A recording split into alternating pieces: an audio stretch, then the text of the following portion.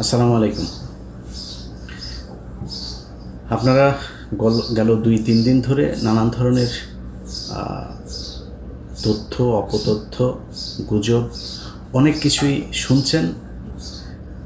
এইসব শোনাশুনির ভেতরে আপনাদের অনেকের অনেক ধরনের মন্তব্য আসতে পারে যে আসলেই সেনাবাহিনী কী চাচ্ছে, সেনাবাহিনী কি আসলেই ক্ষমতা নিতে চাচ্ছে কিনা। দেখেন, প্রথম কথা হচ্ছে যে সেনাবাহিনী 5 তারিখে কোন পরিস্থিতিতে শেখ হাসিনাকে যেতে, আপনারা এর আগে শুনেছেন বুকে পাথর চাপা দিয়ে সেনাপ্রধান তার এটা করতে হয়েছে 5 তারিখের ঘটনাগুলো, এটা কিন্তু বাস্তব কথা।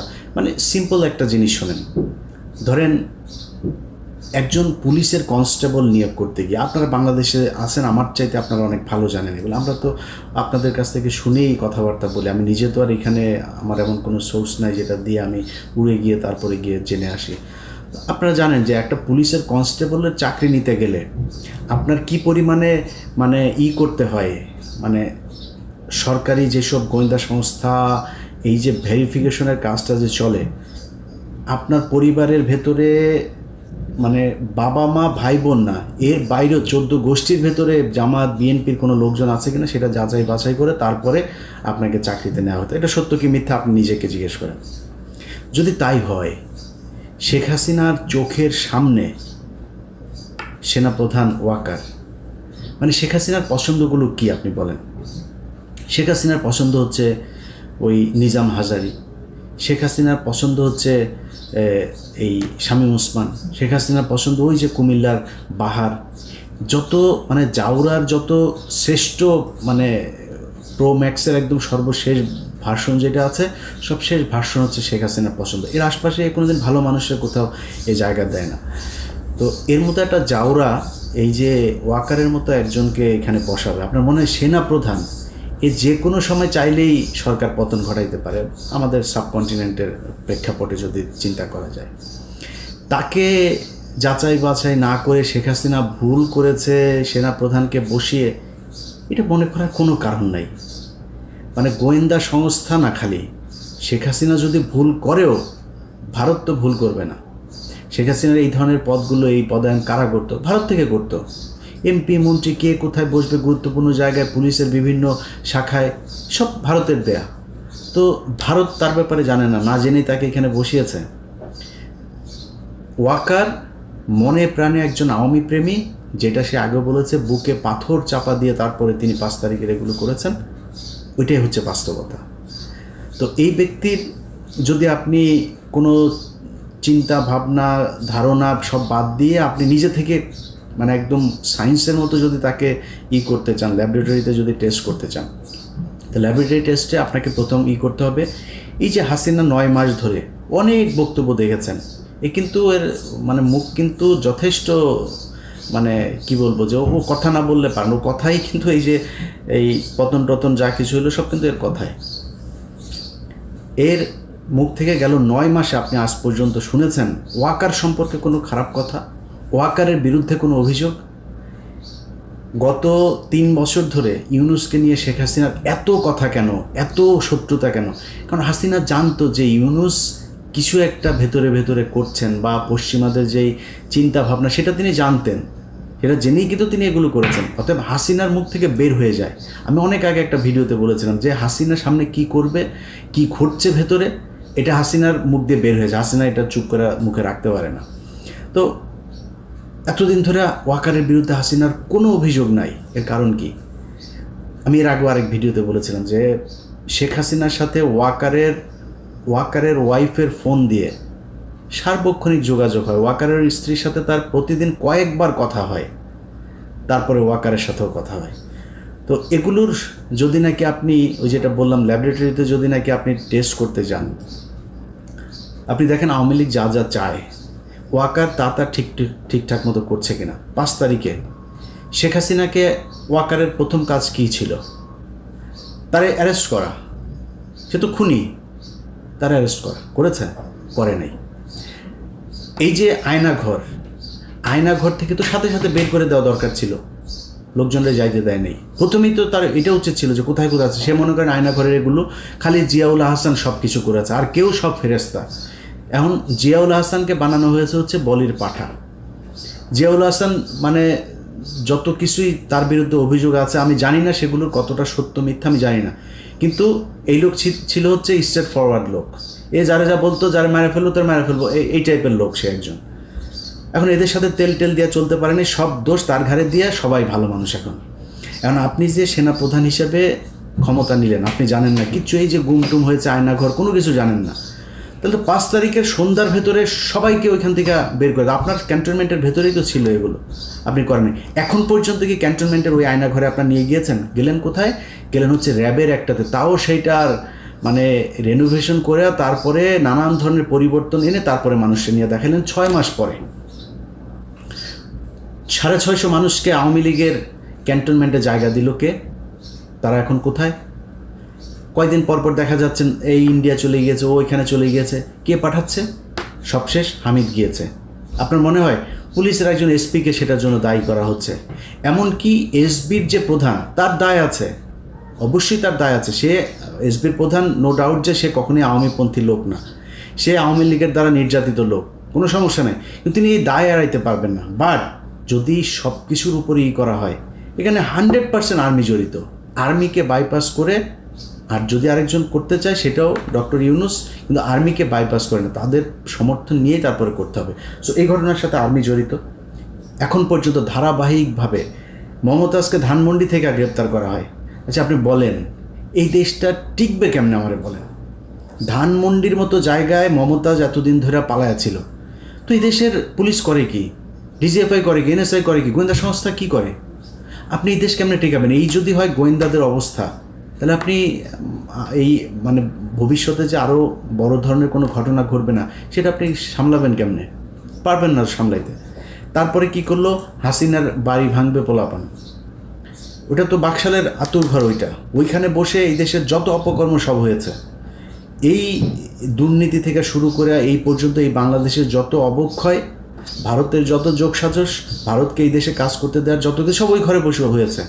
ওইটার পাবলিক টয়লেট বানানো উচিত একদম, মানে লিটারালি। এটার এরকম না যে মানে মানুষ যায় এখন তো হিসু করে, এইভাবে না, বানাই দিতে হবে। পুরুষ মহিলার আলাদা করে ওখানে বাথরুম বানাইতে হবে, এবং লেগে দিতে হবে বাথরুমের ওইখানে সামনে বড় করে ব্যানার থাকতে হবে, একটু হেগে যান, এটা এই জায়গা হইতে হবে। প্রচণ্ড ঘৃণার একটা স্থান হওয়া দরকার। ওইটা মানুষ ভাঙতে চেয়েছে, জনগণ চেয়েছে, সেনাবাহিনী যায় বাধা দেয়। সেনাবাহিনীর কাজ কি? এদেরকেই করা নাকি? এদের আপনার বাধা দিতে যাইতে বললো কে? এর পরে বাংলাদেশে যত ধরনের 2 দিন পর পর এই যে আমি টেলিভিশন পত্রিকার নাম ধরে বলছি না, ডিজিএফআই থেকে নোট দেওয়া হয়, এটা মাঝখানে বন্ধ ছিল, এই গত কয়েক মাস ধরে আবার শুরু হয়েছে। নোট দেওয়া হয়, এইভাবে নিউজ ছাপতে হবে, ছাপছেন। কীভাবে আপনার এই যে ধর্ষণ চারিদিকে চলছে, এই ধর্ষণগুলোকে আপনার মানে দেখে মনে হয় কি বাংলাদেশের জীবনে কোনো ধর্ষণ হয় না, এমনভাবে এটাকে প্লেস করা হচ্ছে যে বাংলাদেশে ধর্ষণে ছেয়ে গিয়েছে। এই দেশে ধর্ষণের জন্য মানে যে কোনো সময় সরকার পতনের আন্দোলন হইতে হবে, এমন একটা পরিস্থিতি তৈরি করা হচ্ছে। এই যে ঢাকা বিশ্ববিদ্যালয়ে খুন হয়েছে না, আমার কাছে এই আসামি যে 3 জন আটক করা হয়েছে, ওদের আদালতে যাওয়ার পরে ওদের রেকর্ড আমার কাছে আছে। সে রেকর্ডের মধ্যে তারা মানে স্পষ্ট বলছেন, তারা ওইখানে গিয়েছিল, যাওয়ার পরে তাদের সাথে মোটরসাইকেল নিয়ে একটা পক্ষের সাথে গ্যাঞ্জাম হয়েছে। সেই আসল গ্যাঞ্জাম হচ্ছিল আরেক জায়গায়, তাদের সাথে গ্যাঞ্জাম হওয়ার এই মাঝখানে তাদেরকে ধরে ওই ঢাকা বিশ্ববিদ্যালয়ের কিছু স্টুডেন্ট তাদের সাথে বাকবিতণ্ডার এক পর্যায়ে আপনার মারধর করে। তাদেরকে পুলিশ আসার পর তারা বললো যে তোমরা হসপিটালে যাও। তারা হসপিটালে গিয়েছে চিকিৎসা আনতে, নিজে থেকে, পুলিশ নিয়ে যায়নি। একটু পরে পুলিশ ফোন দিয়েছে, আপনারা কোথায়? এইখানে। আচ্ছা ঠিক আছে, দাঁড়াও আমরা আসতেছি। কি তাদেরকে ধরে নিয়ে এসে খুনের আসামি তারা। এখন আসল ঘটনাটা তাহলে কারা ঘটাইলো, এটা তো তাহলে আমাদের বের করা উচিত। কেন বের হচ্ছে না? কেন ঘটছে এগুলোর সাথে গোয়েন্দা সংস্থা জড়িত। তাদের মূল টার্গেট হচ্ছে যেন তেনভাবে বুঝাইয়া দেওয়া যে ইউনূসের এই সরকার হচ্ছে প্রচণ্ড খারাপ একটা সরকার, এবং এদেরকে দিয়া এই দেশে চলবে না। দিন যত যাচ্ছে তত বুঝাইতে চাচ্ছে যে আরেকটা কিছু দরকার। আরেকটা কি? সেটা হচ্ছে সেনাবাহিনী। আজ থেকে প্রায় 3 মাস আগে কনক সারোয়ার উনি ওনার ভিডিও একটা ইয়েতে ভিডিও বানিয়েছিল, ওনারে ধুয়ে দিয়েছেন অনেকে, আমাকে অনেকে ফোন করেছে, ভাই কনক ভাই তো ওই সেনাবাহিনীকে উস্কাচ্ছে। ভাই আপনাদের কাছে মনে হইতে পারে যে আমরা বোধহয় কোনো পক্ষকে বোধহয় মানে এই দেশকে মনে হয় রাজনীতি শূন্য করতে চায়, রাজনীতিবিদদের হাতে মনে হয় দেশ যাক, সেটা আমরা চাই না। আমরা চাই হচ্ছে গিয়ে এই দেশের এই তৃতীয় পক্ষ শক্তি এসে তারপর এই দেশ নিয়ে নেক। এত কিছু মনে করার কিছু নাই ভাই। আপনি যদি মনে করেন যে আমরা বিক্রি হয়ে যাইতে পারি, এখনও কারোর অত টাকা হয় নাই যত টাকা আওয়ামী লীগের ছিল, বিক্রি হওয়ার সুযোগ ছিল। তো কুরবানির আগে যেহেতু হই নাই, কুরবানির পরে বিক্রি হওয়ার কোনো কিছু নাই, ওই দাম আগের দাম আর এখন পাওয়া যাবে না। সো এটা মনে করেন না, যদি কিছু বলে থাকি না, যেটা বলি সেটা আপনাদের ভালোর জন্য বলি। আপনারা শুধু একটা জিনিস মাথায় রেখেন, এই সেনাপ্রধান সুযোগ খুঁজছেন, শুধু কোনো না কোনোভাবে সেই করা, শুধু পারছেন না একমাত্র ইউনূসের ধাক্কার কারণে। ইউনূসের সাথে ওনারা সামলায় উঠতে পারছে না। বাট আপনাদেরকে এই বুদ্ধি কে দেয় আমি জানি না। আমি ভাই খুব ছোট মানুষ, খুব অল্প বুঝি। আমার বুঝে যেটা মনে হয়, অনেককে অনেকভাবে বোঝানো হয়েছে যে চুপ্পুকে সরাইলে নাকি দেশ নাকি কীভাবে নাকি কি হয়ে যাবে। আরে ভাই আপনি হাসিনারে সরিয়ে দিয়েছেন প্রধানমন্ত্রী, তো আপনি মানেন আর না মানেন, সে তো ওই দেশে প্রধানমন্ত্রী হয়েই ছিল। এখন প্রধানমন্ত্রী যদি নাকি অবৈধ হয়, তার ওইটা যদি আপনি না মানেন, তো রাষ্ট্রপতি কোত্থেকে আসলো? ওই সংসদ থেকেই হয় নাই রাষ্ট্রপতিটা? ওই সংসদ আপনি মানেন না। আপনি এই যে ইশরাককে আপনি বানাইতে দিচ্ছেন না, অনেকেই ফতোয়া দিচ্ছেন যে ইশরাককে বানানো যাবে না। কেন? কারণ হচ্ছে ইশরাক ওইটা যদি দেয় তাহলে তো ইশরাককে আবার আমাদের ওই নির্বাচনটা মেনে নেওয়া হবে। আর ভাই ইশরাকটা নির্বাচন আপনার ওইটা দিতে বলছে কে?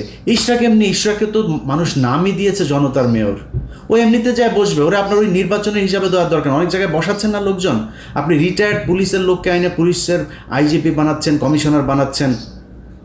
আর ইশরাকের মতো একজন মানুষকে, আপনি এত জনপ্রিয় একজন মানুষকে আপনি দিচ্ছেন না, আপনার সিটি কর্পোরেশনের মেয়র হইতে দিচ্ছেন না।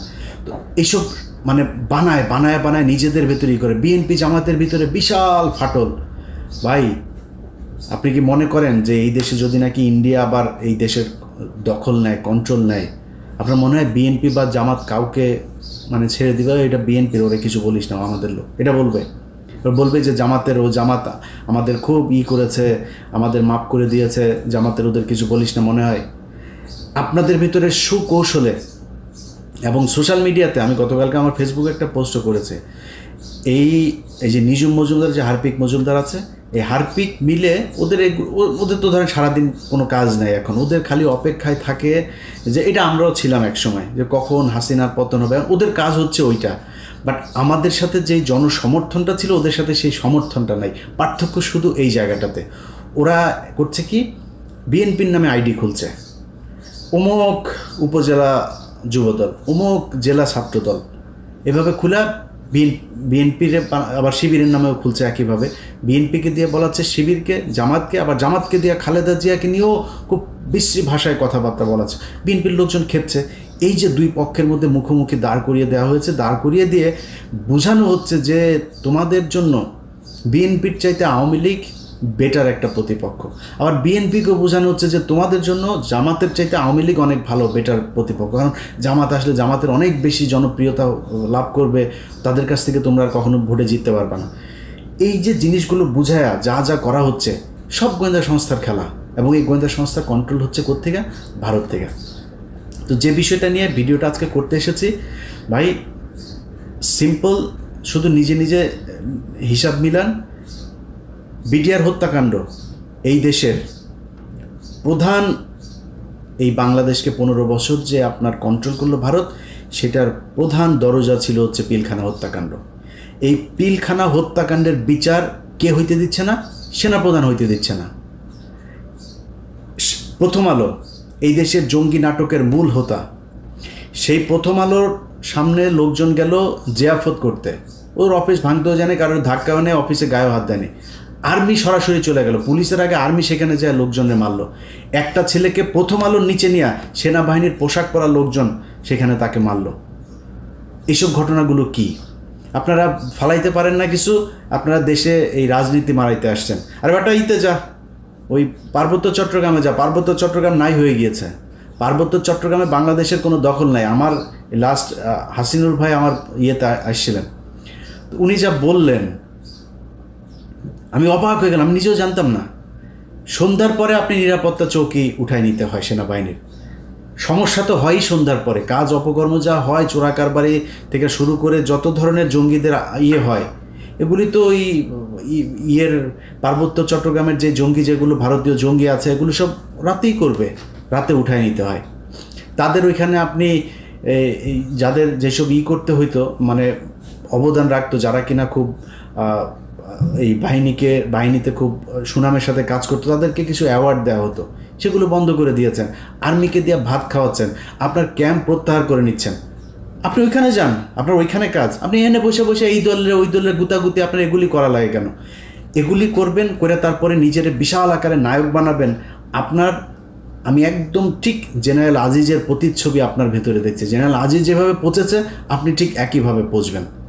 আপনি ডিজিএফআইরে দিয়ে লেখায়া বিভিন্ন গণমাধ্যমে আপনি লেখাচ্ছেন, এটা করে আপনি নিজের করতে পারবেন না। আমরা এখনও বেঁচে আছি ভাই, আমাদেরকে কিনতে পারবেন না। ডিজিএফআই ওই টাকা পয়সা দিয়া, ওই যে কি বলে ওর নাম কি, ডাক্তার জাহিদ টাহিদ, আরও কিছু ইউটিউবাররা আপনারা কিনছেন, মাসে মাসে পে করেন, অন পেমেন্টে এদেরকে দিয়ে আপনারা নিজেদের পারপাস সার্ভ করেন।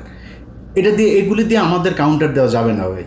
বাংলাদেশের পুরো টেলিভিশন পত্রিকা মিলে আমাদের কাউন্টার দিতে পারেন। আপনি এই ডাক্তার জাহিদ মাহিদ এগুলি 2 টাকার আপনাদের এই পোশাক কুকুর এগুলি দিয়ে আপনারা আমাদের কাছে আসছেন করতে, এটা দিয়ে হবে? অতএব আমি আর্মিকে বলবো, ভাই আপনাদের সোজা হইতে হবে, শেখ হাসিনার কথা ভুলে যাইতে হবে, আওয়ামী লীগের কথা ভুলে যাইতে হবে, ভারতের কথা ভুলে যাইতে হবে। তাদেরকে এই দেশে আবার ফের পুনর্বাসিত করবেন, এই চিন্তা, এই স্বপ্ন আপনার মন থেকে সরায় ফেলতে হবে। বিডিআরের বিচার করতে হবে, তদন্ত করতে হবে, যারা আছে তাদেরকে ছাড়তে হবে, এবং এদের যথাযথ এই ক্ষতিপূরণ দিতে হবে। এই যে পরিবারগুলোকে ধ্বংস করা হয়েছে, এগুলোর ক্ষতিপূরণ দিতে হবে। সেনাবাহিনীর যারা যারা এর সাথে জড়িত ছিল তাদের সবাইকে গ্রেপ্তার করতে হবে। ওই ঘরবন্দি, নজরবন্দি, ক্যান্টনমেন্টের ভেতরে আপনাদের আলাদা সেলের মধ্যে রাখা, এইসব ধনফোন বুঝায় পাবলিকের লাভ নাই। এদেরকে গ্রেপ্তার করতে হবে এবং সাধারণ আইনে গ্রেপ্তার দেখাইতে হবে, বিচারের মুখোমুখি করাইতে হবে। আপনারা এখান থেকে বের হইতে পারবেন। আমি অন্তত বেঁচে থাকা অবস্থায় আপনি বিডিআরের এটারে নিয়ে মানুষকে যা তা বুঝায় তারপরে আপনি বেঁচে যাবেন, ভারতকে বাঁচাবেন, আওয়ামী লীগকে বাঁচাবেন, আর্মির এইসব কালপিটদের বাঁচাবেন, এটা সম্ভব না। এটা এদেশে হইতে দেওয়া হবে না।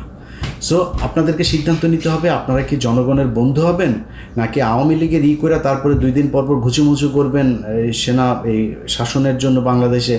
আপনার পিছনে জুনিয়র অফিসার যারা আছে তারা এখন খুব অ্যালার্ট। আপনার এই ভেতরের লোকজনই আছে যারা কিনা ওই জায়গায় আর যাইতে চায় না। আর যদি মনে করেন কিছু লোকজন নিয়ে আপনি একটা সিদ্ধান্ত নিয়ে নেবেন, এই দেশের মানুষ ওই জায়গাতে নাই এখন। আপনি মানে খেলার মধ্যে, ক্রিকেট খেলায় দেখেন না, একটা পর্যায়ে যায় একটা দল এমন জায়গায় যায় ওইখান থেকে আর উঠতে পারে না। আপনাদের অবস্থা এখন তাই, এখান থেকে ধাপ করে উঠতে পারবেন না। আপনার রান দরকার 3 রান, হাতে আছে 7 উইকেট, এদিকে ওভার আছে আরও 27 ওভার। এখান থেকে আপনি ম্যাচ জিতে আনতে পারবেন আবার ফের ঘুরে? ওটা সম্ভব না। অতএব আপনাদের সিদ্ধান্ত নিতে হবে এটা। আর আমি খুব বিনয়ের সাথে বাংলাদেশের বিএনপি এবং জামায়াত আপনাদের কাছে বলতে চাই, বা ছাত্রদেরকেও বলতে চাই, ভাই আপনাদের ছাত্রদের সাথে খুব খারাপ একটা সম্পর্ক হয়েছিল, নতুন করে তাদের সাথে আমার সম্পর্কটা আবার আমি নিজেই তাদের সাথে শিথিল করেছি, মানে সুন্দর করেছি। অতএব এই সম্পর্কটা তাদের সাথে রাখতে চাই। আপনাদের কাছে অনুরোধ একটা, তাদেরকে আমি এটাই বলেছি যে ভাই এই প্রথম আলো, ডেইলি স্টার, এই ইন্ডিয়া, আওয়ামী লীগ, এইসব ফাঁদে পা দেওয়া যাবে না। আমার নিয়ে গালাগালি করেন, আমি কিচ্ছু বলবো না, কিন্তু আমারে যখন আপনারা দেখবো আমি প্রথম আলোতে গিয়েছেন, তখন ভাই আমার রক্ত এগুলি মানে টকবক করে ফুটতে থাকে, আমি নিজেরা কন্ট্রোল করতে পারবো না তখন। সো এটা তাদেরকে বলা আছে। ছাত্রদেরকেও বলি, ভাই আমারে কারোর ক্ষমতার ভাগ দেওয়ার দরকার না। আমি কারোর কাছে কোনো চেয়ার চাই না, কোনো পদও চাই না, কিছুই চাই না, 1 টাকাও চাই না। যেখানে ছিলাম ওইখানেই আছি, এইখানেই থাকবো। আল্লাহ যেন সারা জীবন ওই জায়গাতে রাখে। আল্লাহর কসম করে বললাম ভাই, এই ভিডিওটা যখন রেকর্ড করছি তার কয়েক মিনিট পরে মাগরিবের নামাজ, এই সন্ধ্যার সময় সবার সামনে আল্লাহর কসম করে বললাম, মৃত্যুর আগ দিন পর্যন্ত এই জায়গাতেই থাকবো ইনশাআল্লাহ।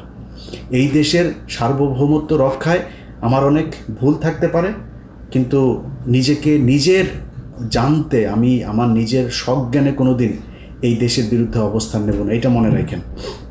সো আপনাদের দেশ আপনারা চালাবেন, আপনারা ক্ষমতায় আসবেন, আপনারা বিরোধী দলে যাবেন, যা মনে চায় করেন, কিন্তু এই দেশটা এই দেশের ভেতরেই থাকতে হবে। ভাই চাঁদাবাজি করেন, কোন ছাত্র কার কাছ থেকে টাকা নিয়েছে, কোন বিএনপির লোক কোন জায়গায় চাঁদা নিয়েছে, কোন জামাতের লোক কোন জায়গায় চাঁদা নিয়ে, আমার যায়ও না আসেও না, যা মনে চায় করেন, শুধু টাকা বিদেশে পাঠায়েন না।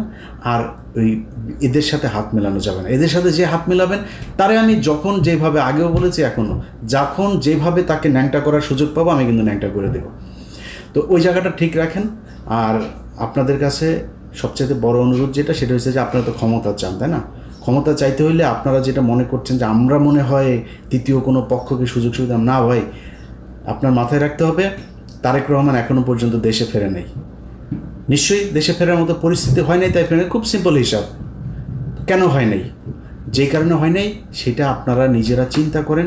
কারা কারা এখনও পর্যন্ত সেই সরকারের এই কি বলে এই আওয়ামী লীগ সরকারের লেসপেন্সার যারা যারা এখনও পর্যন্ত আছে তাদেরকে সরানোর ব্যবস্থা করেন। প্রথম আলো, ডেইলি স্টার সহ এই যে সন্তোষ শর্মা টর্মা এই যারা যেগুলো আছে এগুলোর ব্যাপারে চোখ কান খোলা রাখেন। ভাই এখনও পর্যন্ত নিজেদের মধ্যে এই দ্বন্দ্ব করার সময় এখনও আসে নাই। এখানে যদি ভারতকে যদি আবার আপনি সুযোগ দেন, ভারত হাসিনা আসতে পারবে না হয়তো, কিন্তু ভারত ওই আওয়ামী লীগের মতোই আরেকটা শক্তিকে এখানে দাঁড় করাবে।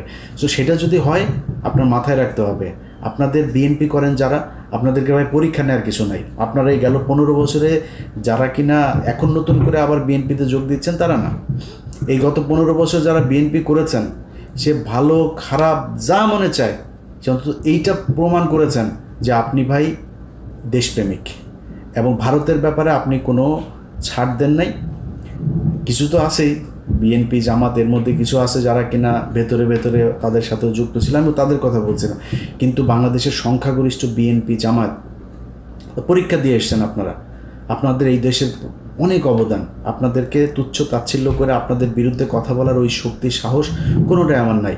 আপনাদের কাছে খালি অনুরোধ ভাই, আল্লাহর ওয়াস্তে আওয়ামী লীগ এবং ভারত এই দুইটার ব্যাপারে আপনাদের সজাগ থাকতে হবে। আমার ব্যাপারে, আমাদের ব্যাপারে আপনাদের কোনো টেনশন করার দরকার নেই যে আমরা মনে হয় উস্কাচ্ছি কাউকে বা কোনো কিছু, এরকম কোনো কিছু না। এখানে সেনাপ্রধান চাচ্ছে সে একটা সেনা শাসনের দিকে নিয়ে যাইতে, তার একটা বলয় তৈরি করতে, বিভিন্ন জায়গায় তার প্রভাব বিস্তার করতে। এটার ব্যাপারে আপনাদেরকে সজাগ থাকতে হবে। সেনাবাহিনীর কোনো ফাঁদে কেউ পা দেবেন না। সেনাবাহিনী যদি নাকি কোনো নোট দেয়, কোনো কিছু দেয়, আমি নিজেও এখন এই ব্যাপারে খুবই অ্যালার্ট। কোনো কিছু কেউ দিলেই আমি সেটা সেনাবাহিনীর পক্ষে বিপক্ষে কারোর এটা বলার ব্যাপারে আমি খুব চেক করে তারপরে করি। আপনারা সেটার ব্যাপারে সজাগ থাকবেন। আরেকটা জিনিস, যারা কিনা এখন উদীয়মান নেতা আছেন, আমাদের দেশের বুড়াগুলোর কাম শেষ, এগুলোর সবগুলোর ভিডিও টিডিও ওই ওদের হাতে আছে, এরা নড়চড় করতে পারবে না। উদীয়মান নেতা যারা আছেন ভাই, সরাসরি বলি, কেউ কিছু মনে করেন না, গার্লফ্রেন্ড আছে, মেয়ে মানুষের সাথে হোটেলে যান, যেখানে যান যাই করেন, আমি ধর্ম ব্যবসা করতে আসি নাই ভাই, এটা করেন না। প্রথম কথা হয়েছে এটা করেন না। যদি করেন খুব সাবধানে, কার সাথে কথা বলেন সেগুলি খুব সাবধানে, কার কাছ থেকে টাকা নিচ্ছেন খুব সাবধানে, খুব হিসাব করে এগুলো করেন। কারণ আপনার এইটা দিয়ে আপনাকে বাধ্য করা হবে একটা কাজ করতে। আপনার যখন একটা ভিডিও থাকবে, আপনার যখন একটা অডিও থাকবে, আপনার টাকা লেনদেনের কোনো একটা ডকুমেন্টস থাকবে, তখন আপনাকে দিয়ে যে কোনো কাজ করাইতে তাদের সুবিধা হবে, যে তোমার এটা ছাড়া দেবো, তাতে এটা করো। সো ওই সুযোগটা আপনারা দিয়েন না। আমাদের উপরের যারা আছে সিনিয়র নেতা শেষ, সবার জীবন শেষ। এগুলো ইন্ডিয়ার কাছে ধরা, প্রথম আলোর কাছে ধরা। প্রথম আলোর যে এই যে মেরিল প্রথম আলো আছে না, এই যে নর্তকীদের এনে যে দেওয়া হয়, এই নর্তকীদের দিয়ে তারপরে টানা হয়, বড়শি দিয়ে তারপরে মাছ টানা হয়, টেনে এনে তারপরে বড়শির মধ্যে করে এগুলোর দিয়ে সারা জীবন শিকার করা হয় চারিদিকে। সো এই নায়ক নায়িকা, গায়ক গায়িকা, সুন্দরী মডেল, তারপরে হঠাৎ করে বাসের মধ্যে পরিচয়, সিএনজিতে পরিচয়, ফোন করে ভাইয়া আপনার কাছে দেখেছিলাম, এসব থেকে খুব সাবধানে। এই থেকে যদি সাবধানে না থাকতে পারেন, আপনি জীবনে কোনো দিন এই দেশে রাজনীতি করে আপনার নিজের যে ইচ্ছা, আমার বিশ্বাস অনেক মানুষ আছে, ইভেন আসিফ নজরুলের কথা বলি, আসিফ নজরুল নিজেও দাঁড়াইতে পারে না শুধুমাত্র এই একটা কারণে, সেটা হচ্ছে মেয়ে মানুষের ভিডিও টিডিও এগুলো তার আছে। আমার বিশ্বাস যে আসিফ নজরুল এমন একটা মানুষ, সে কিন্তু সম্মান চায়, সম্মানিত হইতে সুন্দর করে কথা বলেন, তিনি পারেন না, ওই একটাই কারণ। অতএব উদীয়মান যারা আছেন তারা খুব সাবধানে, সামনের সময়গুলো ভাই খুব ক্রিটিক্যাল। আমরা চাই ইউনূস একটা সুন্দর পরিস্থিতির ভেতর দিয়ে নির্বাচন দিবে এবং সেই নির্বাচনটা যত দ্রুত সম্ভব তত দ্রুত দিবেন, যাতে এই দেশে নির্বাচিত একটা সরকার আসতে পারেন এবং সেই সরকারের অধীনে আমাদের দেশ চলবে। তার আগ পর্যন্ত সবাইকে খুবই হিসাব করে চলতে হবে। বিএনপি জামাত আপনাদের ভেতরে যে দ্বন্দ্ব ভাই, অনেক নতুন নতুন বিএনপির সাপোর্টার হয়েছে যারা কিনা এখন নিজেকে বিরাট বিএনপি দাবি করার জন্য সারাদিন জামাতের বিরুদ্ধে বলে। জামাতের কিছু পক্ষের লোকজন এসে যারা সারাদিন, আমি ভাই জামাতের নেতা তারেক রহমান, শফিকুর রহমান সবাই নিয়ে যা মনে চায় বলবো, আমার যদি কোনো কিছু বলতে ইচ্ছা করে আমি বলবো, কিন্তু এইটা মনে রাখেন আমি আওয়ামী বিরোধী ভাই, আমি ইন্ডিয়া বিরোধী, এইটা মাথায় রাখেন। যদি আপনাদের বিরুদ্ধে কিছু বলি শুধু ওই জায়গায় আমাকে আঘাত করলে, প্রথম আলো, ডেইলি স্টার, সন্তোষ, ইন্ডিয়া এগুলোর ব্যাপারে যদি আঘাত করেন আমি আপনার বিরুদ্ধে বলবো, এর বাইরে আমি বলবো না। কিন্তু নতুন নতুন গজিয়ে ওঠা কিছু বিএনপি জামায়াতের সাপোর্টার হয়েছে, তাদের দেখানো রাস্তায় নিজেদের মধ্যে গুতাগুতি বন্ধ করেন। গুতাগুতি করেন, এই দেশে বিএনপি ক্ষমতায় আসবে, জামাত বিরোধী দল হবে, এনসিপি বিরোধী দল হবে, এনসিপি ক্ষমতায় আসবে, জামাত বিএনপি বিরোধী দল হবে, কোনো সমস্যা নেই, দেশ চালান আপনারা এইভাবে। আপনারা মন্ত্রী হন, এমপি হন, যা মনে চায় হন, আমাদের কোনো যায়ও আসবে না। কিন্তু নিজেদের ভেতরে ঠিক রাখেন, আওয়ামী লীগ ইন্ডিয়ার ব্যাপারে একদম সুস্পষ্ট একটা অবস্থান রাখেন। ওই জায়গাটা ঠিক না রাখতে পারলে সামনের পরিস্থিতি কোন দিকে যায় সেটা বলা খুব মুশকিল। যাই হোক, ভিডিও অনেক লম্বা হয়ে গেল। যারা শেষ পর্যন্ত শুনেছেন আরও একবার আপনাদেরকে ধন্যবাদ জানাচ্ছি। আশা করছি আমি যেটা বলতে চেয়েছি সেটা আপনারা বুঝতে পেরেছেন। আল্লাহ হাফেজ।